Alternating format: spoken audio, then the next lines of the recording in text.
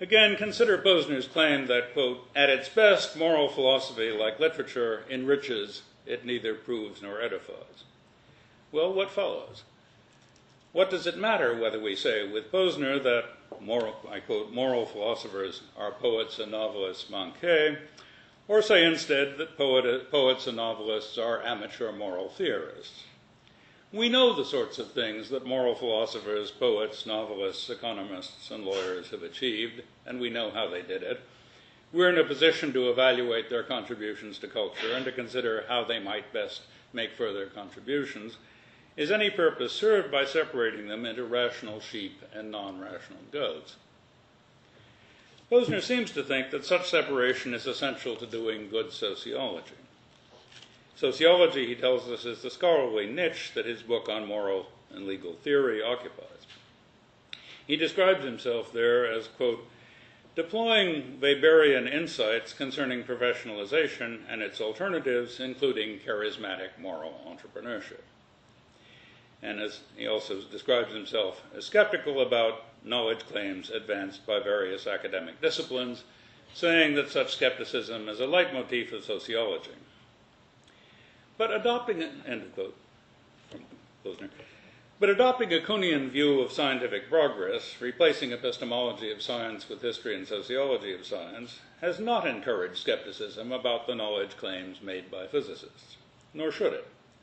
For it was only invidious contrast between natural science and the rest of culture, the contrast that was at the heart of positivism, that made possible skepticism about moral entrepreneurs and talk of epistemic feebleness. From a Kuhnian perspective, Weberian skepticism looks like just one more strategy employed by self-interested professional sociologists hoping to carve out a niche for themselves within the academy.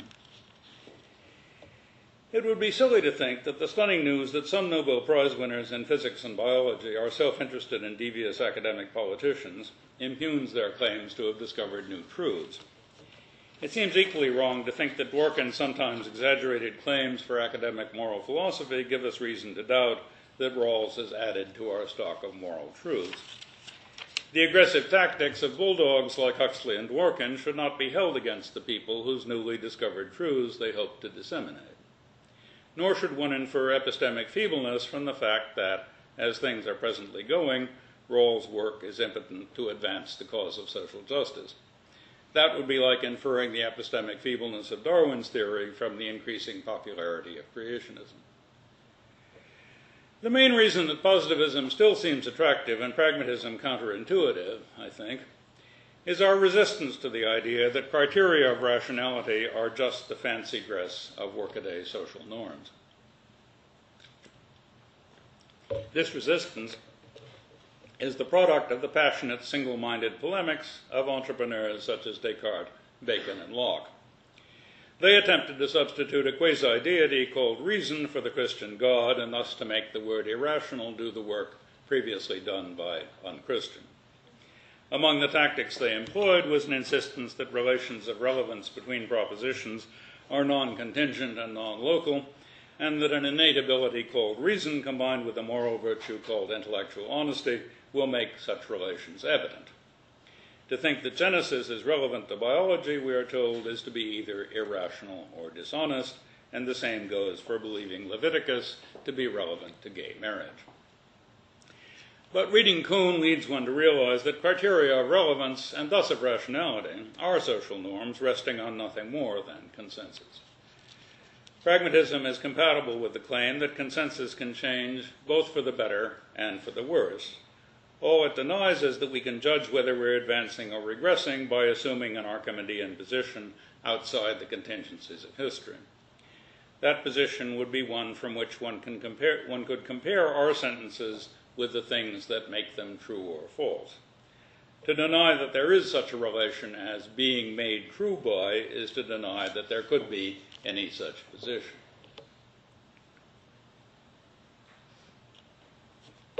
Pragmatists argue, in addition, that even if there were such a relation, we should only be entitled to invoke it if there were a consensus about whether it held. Nothing except consensus can validate the claims of a purportedly consensus-independent standpoint. So the pragmatists conclude we might as well stick to achieving first-order consensus in physics and morals and forget about second-order consensus on such philosophical topics as the existence and location of unmediated relations between the human mind and reality. I've been arguing in this lecture that Posner's refusal to admit that we have made moral progress is too much like Nietzsche's condescending attitude toward human hopes. Both seem to me rhetorical gestures that have no bearing on practice. For moral progress is not an idea we could possibly get out of our heads. The idea that the human future might be morally better than the human past is not one we could have genuine doubts about. Let me conclude by illustrating this point with one more example. Consider Posner's claim that if he had been a colonial official in India under the Raj, he would have forbidden sati because he found it disgusting, not because he found it immoral.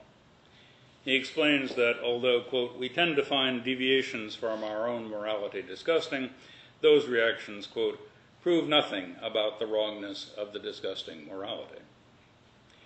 Posner asks us to imagine someone saying, I find it disgusting that these widows are expected to burn themselves alive, but I have no idea whether this practice is morally wrong.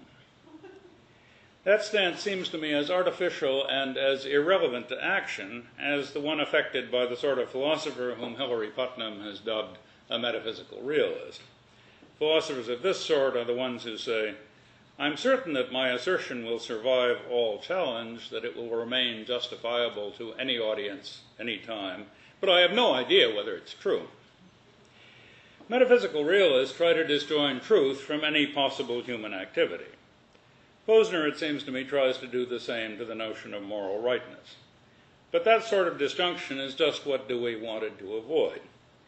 Once we give up the attempt to see things under the aspect of eternity, we are left with nothing except the hope that we will look good to our future selves or to future generations. Dewey thought that that hope was enough. Thank you.